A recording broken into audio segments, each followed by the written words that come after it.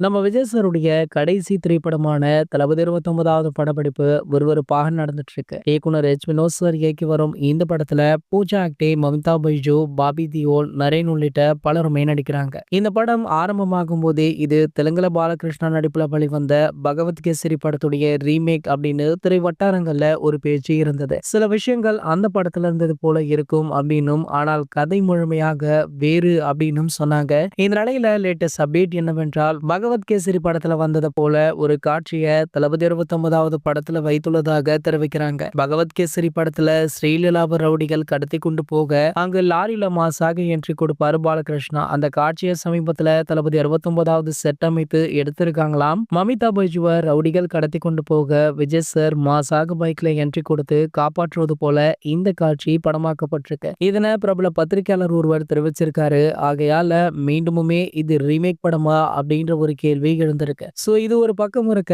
தற்போது பாத்தீங்கன்னா தளபதி 29வது படத்துடைய முக்கிய அப்டேட் ஒன்று வெளியாக இருக்காம். இந்த அப்டேட் நியூ இயர்லயே வெளியாக வேண்டியது ஒரு சில பிரச்சனைகளால இந்த அப்டேட் தற்போது தள்ளி போய் அடுத்த வாரம் வெளியாக உள்ளதாக தற்போது தகவலுமே கிடைச்சிருக்கு. அது வேறு எதுவுமே இல்ல, இந்த படத்துடைய முதல் சிங்கிள் ட்ராக் பாடல் தான். அதாவது இந்த தகவல் வெளியானதுல இருந்தே தளபதி 69 சிங்கிள் ட்ராக் அப்படின்ற இந்த ஹேஷ்டேக் சோஷியல் மீடியாக்கள்ல ட்ரெண்ட் ஆகிட்டு இருக்கு. சோ கண்டிப்பாக இந்த பாடல ரசிகர்கள் வேற லெவல்ல செலிப்ரேட் பண்ணுவாங்க அப்படின்றதுல எந்த ஒரு மாற்று கருத்துமே கிடையாது. இது போன்ற தளபதியை பற்றி வெளியாகிற அனைத்து செய்திகளுமே நீங்கள் உடனே தெரிஞ்சுக்க நம்மளுடைய செய்தி துளிகள் அப்படின்ற நம்ம சேனலை சப்ஸ்கிரைப் பண்ணிக்கோங்க.